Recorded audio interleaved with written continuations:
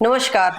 आज हम उस खबर की बात करेंगे जिसने एक बार फिर हमारे समाज के सबसे गहरे जख्म को कुरेद दिया है।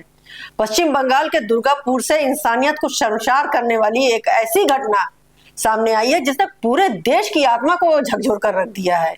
ये कहानी एक मेडिकल स्टूडेंट की है, एक बेटी की जिसने डॉक्टर बनकर दूसरों को जख्म भरने का सपना देखा था, लेकिन कुछ दरिंदों ने उसकी आत्मा को पर ही ऐसे घाव दे दिए जो शायद कभी न भर पाए। इस मामले में सभी 5 आरोपी अब सलाखों के पीछे हैं, लेकिन ये कहानी सिर्फ एक अपराध नहीं, ये कहानी उस दर्द की है जो एक परिवार झेल रहा है।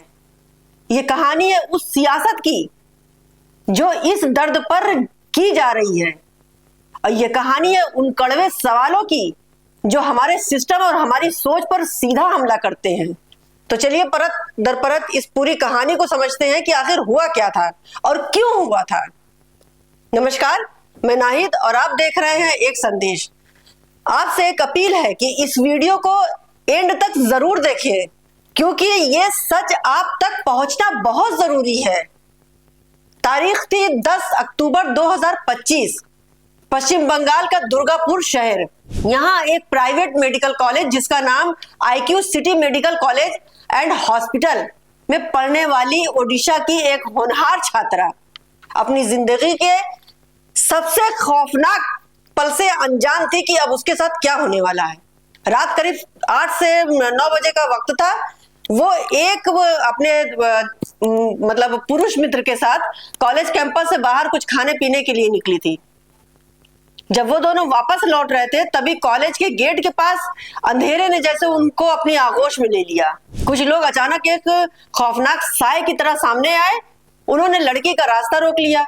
इससे पहले कि लड़की कुछ समझ पाती या मदद के लिए किसी को कुछ चिल्ला पाती, दरिंदे जो तो उसका बाल पकड़कर उसे घसीटते हुए जंगल इलाके में लेके चले गए। और इसी बीच रिपोर्ट्स के मुताबिक कहना है कि इस अफरा तफरी में उनका दोस्त वहां से भाग खड़ा हुआ। उस अंधेरे में उस लड़की की चीखें दब कर रह गई। 3 हैवानों ने बारी बारी से उसके साथ बलात्कार किया, उसकी अज़मता को तार तार कर दिया। इतना ही नहीं, उन्होंने उसका मोबाइल फोन भी छीन लिया और धमकी दी कि अगर मुंह खोला तो जान से मार देंगे। उनकी हैवानियत का आलम यह था कि बाद में उन्होंने उसी फोन को लौटाने के बदले पीड़िता से पैसे तक मांगे। ये पहली बार नहीं हुआ है, इसके पहले भी अगर याद हो तो कुछ साल भर की बात है कि इसी तरह का मेडिकल कॉलेज में ही उस लड़की का रेप होता है। जब तक सरकार कोई ऐसा कानून नहीं बनाती है तब तक हर महीने, हर घड़ी, हर 2 दिन 4 दिन पे इस तरीके की घटना सामने आती रहेगी। इसमें सरकार को और कानून को मिलकर कोई ऐसा कानून बनाना चाहिए जिससे कि अपराधी ये सारी चीजें हरकतें करते हुए डरे। किसी तरह वो लड़की किसी तरह उस नर्क से बाहर निकली। शारीरिक और मानसिक रूप से पूरी तरह टूट चुकी थी।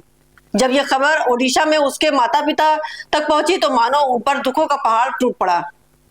वो अगली ही सुबह फौरन दुर्गापुर पहुंचे। उनकी आंखों में दर्द, बेबसी, गुस्से का सैलाब था। भाई, जिसकी बेटी के साथ ये हुआ होगा उसके हर माँ बाप उसकी जगह, हाँ माँ क्या कोई भी माँ बाप होंगे, वो सरकार से सवाल करेंगे, उनके आंखें सवाल करेगी कि आगे क्या, अब क्या।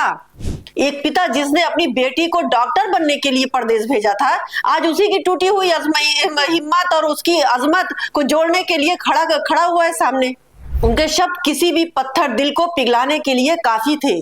उन्होंने कहा, हमने तो यहाँ पर अपनी बिटिया की पढ़ाई की तारीफ सुनकर भेजा था, लेकिन जो हुआ उसने हमारा भरोसा तोड़ दिया। हम अपनी बेटी के लिए इंसाफ चाहते हैं ताकि आने वाले कल में किसी और माँ बाप की बेटी के साथ इस तरीके की दरिंदगी ना हो। परिवार के इस दर्द के साथ साथ कॉलेज के छात्रों का गुस्सा भी उबल रहा था। कैंपस में सुरक्षा इंतजामों की पूरी तरह से धज्जी उड़ चुकी थी और छात्र सरकार और प्रशासन के खिलाफ सड़कों पर उतरकर प्रदर्शन कर रहे थे। अब पूरा देश देख रहा है, दबाव पुलिस पर बना हुआ है। सवाल यह था कि क्या बंगाल पुलिस इन दरिंदों को पकड़ पाएगी। पुलिस के सामने बड़ी चुनौती थी, लेकिन आरोपियों ने अपने पीछे एक सुराग छोड़ दिया। कहते हैं ना कि जब इंसान कोई जुर्म करता है ना तो कोई ना कोई ऐसी शिनाख्त छोड़ देता है जिससे वो पकड़ में आ जाता है। यहाँ पर भी वही हुआ। और वो सुराग था पीड़िता का छीना हुआ मोबाइल। आरोपी इतने बेखौफ थे कि उन्होंने उस फोन का इस्तेमाल किया और यही उनकी सबसे बड़ी गलती बन गई। पुलिस ने फौरन फोन को सर्विलांस पर लगाया। टावर लोकेशन के जरिए उस जंगल की पहचान की गई जहां उस घिनौनी वारदात को अंजाम दिया गया था। रात भर सर्च ऑपरेशन चलाए गए। एक एक करके 3 आरोपी पुलिस के जाल में फंस गए। लेकिन कहानी में एक और मोड़ बाकी था। टाइम्स ऑफ इंडिया की रिपोर्ट के मुताबिक इस केस के मुख्य आरोपी को पकड़वाने में उसी की बहन, वो जो दरिंदे थे उनमें से एक की बहन ने पुलिस की मदद की। परिवार पर बने दबाव के चलते बहन ने अपने दरिंदा भाई के पता जो है पुलिस को बता दिया। बस क्या था, एक पकड़ा गया। धीरे धीरे पुलिस ने इस केस से जुड़े सभी 5 आरोपियों को पकड़ लिया, जिनमें से उनके नाम थे शेख आरिफ, शेख सज्जाद, शेख राजू और सुबुत्रो माझी और तपन सोरेन का नाम सामने आया, जिन्हें दबोच लिया गया। बाद में सबूतों को पुख्ता करने के लिए पुलिस इन सभी को क्राइम सीन पर ले गई और पूरी घटना का रिक्रिएशन भी करवाया। एक तरफ पुलिस जांच का पहिया घूम रहा था तो दूसरी तरफ सियासत का अखाड़ा भी तैयार हो चुका था। अब अखाड़ा समझ में आ गया होगा आप लोगों को किस चीज का, नाम का। बीजेपी ने इस मुद्दे को आड़े हाथ ले लिया और ममता बनर्जी सरकार पर चौतरफा हमला बोल दिया। आरोप लगे कि बंगाल में कानून व्यवस्था पूरी तरह से चरमरा गई है। महिला मुख्यमंत्री के हकीकत भी है कि जिस राज्य की मुख्यमंत्री महिला हो अब वहां पर ही महिला सुरक्षित हो। मुख्यमंत्री के राज्य में महिलाएं सुरक्षित ही नहीं है। लेकिन इस सियासी तू मैं में इसी बीच में विवाद का सबसे बड़ा बवंडर तब उठा जब खुद मुख्यमंत्री ममता बनर्जी ने एक ऐसा बयान दे दिया जिससे आग में घी का काम कर दिया। उन्होंने अपराध और अपराधियों पर बोलने की बजाय उल्टा पीड़िता पर ही सवालिया निशान लगा दिए। उन्होंने कहा कि वो एक प्राइवेट कॉलेज है जिसमें वो लड़की पढ़ रही थी, तो जिम्मेदारी किसकी है? वो रात के 12:30 बजे बाहर क्यों गई? प्राइवेट कॉलेजों ने अपने छात्राओं पर ध्यान क्यों नहीं रखा? खासकर रात में उन्हें बाहर जाने क्यों दिया? ये बयान सिर्फ एक बयान नहीं था, ये उस मानसिकता का प्रतीक था जो हर बार बेटी को ही गलत ठहराती है। इस बयान ने पूरे देश में एक नई बहस छेड़ दी। क्या किसी लड़की का रात में बाहर निकलना उसके साथ हुए अपराध का जस्टिफिकेशन हो सकता है? इस असंवेदनशील बयान पर सबसे करारा और मुंहतोड़ जवाब दिया खुद पीड़िता के पिता ने। उन्होंने मुख्यमंत्री के बयान पर की धज्जियां उड़ा दी। उन्होंने 2 बातें साफ कर दी। पहली, उनकी बेटी रात 12:30 बजे नहीं बल्कि रात के 8 से 9 के बीच में बाहर गई थी। और दूसरी बात जो उन्होंने कही वो एक और भी बड़ा तमाचा था उनके मुंह पर। मुख्यमंत्री जी को एक फतवा जारी कर देना चाहिए कि कल से कोई भी लड़की घर से बाहर ही नहीं निकलेगी। ना कोई बाहर निकलेगा, ना कोई घटना होगी। वो अपना काम यानी लॉ एंड ऑर्डर संभाल नहीं पा रही हैं, इसीलिए सारा दोष विक्टिम पर डाल रही हैं। अगर वो सुरक्षा नहीं दे सकती तो क्यों बैठी हुई कुर्सी पर, छोड़ दें। उन्होंने बहुत अच्छी बात बोला है। हम उनको बोलेंगे आज ही रात एक फतवा जारी कर दे, कल सुबह से कोई लड़की घर से नहीं निकल पाएगा तो अच्छा रहेगा। कोई लड़की बाहर नहीं निकलेगा, कोई घटना नहीं घटेगा। उन्होंने जो काम करना चाहते हैं वो काम नहीं कर सकेंगे और उनको नहीं करेगा तो उनको चीफ मिनिस्टर का पद छोड़ देना चाहिए। आज ही उन्होंने कोई ना कोई काम करे। चीफ मिनिस्टर होके ऐसे बात, उड़ीसा का एक लड़की के ऊपर ऐसा घटना घटी है पश्चिम बंगाल में, उन्होंने उस राज्यों को क्या वार्ता दे रहा है? हमको हमारा चैलेंज है उसके साथ, ये क्वेश्चन भी है उसके पास। उन्होंने लॉ एंड ऑर्डर ठीक से नहीं देख पा रहा है, इसलिए जिसका साथ जो विक्टिम है उसका ऊपर पूरा दोष चपा दे रहा है। विवाद बढ़ता देख ममता बनर्जी ने सफाई दी कि उनके बयान को तोड़ मरोड़ कर पेश किया गया, लेकिन तब तक जो नुकसान होना था वो हो चुका। और इस कहानी का एक और शर्मनाक पहलू सामने आना अभी बाकी था, जब इस दर्दनाक कहानी से नफरत का जहर घोलने की कोशिश की गई। हमने आपको ऊपर बताया था, अभी आपको समझ में आएगा कि मैंने क्यों कहा था।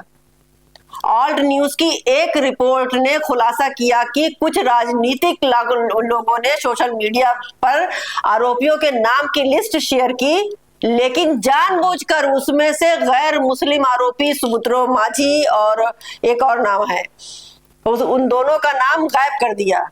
मकसद साफ था, इस घिनौने अपराध का सांप्रदायिक रंग देना। मैंने इसीलिए ऊपर कहा था, अगर आप फिर से देखिएगा इसको तो समझ में आ जाएगा। इन सब के बीच वो परिवार अपनी बेटी के भविष्य को लेकर डरा हुआ था। पिता ने बंगाल सरकार से गुहार लगाई कि उनकी बेटी को यहां से निकालकर ओडिशा के किसी कॉलेज में ट्रांसफर कर दिया जाए, क्योंकि उन्हें डर था कि यहां उसकी जान को खतरा हो सकता है। इस मुश्किल घड़ी में ओडिशा के मुख्यमंत्री नवीन पटनायक ने परिवार को हर संभव मदद की और उनको भरोसा दिया। आज की तारीख में सभी पांचों आरोपी जेल में हैं और कानून अपना काम कर रहा है, लेकिन ये घटना अपने पीछे कई सुलगते सवाल छोड़ गई। क्या सिर्फ आरोपियों को पकड़ लेना ही न्याय है? उस मानसिकता का क्या जो हर बार पीड़िता को ही कटघरे में खड़ा कर देती है? राजनीतिक रोटियां सेकने के लिए किसी के दर्द को सांप्रदायिक रंग देना कहां तक जायज है? और सबसे बड़ा सवाल, आखिर वो सुबह कब आएगी जब इस देश की हर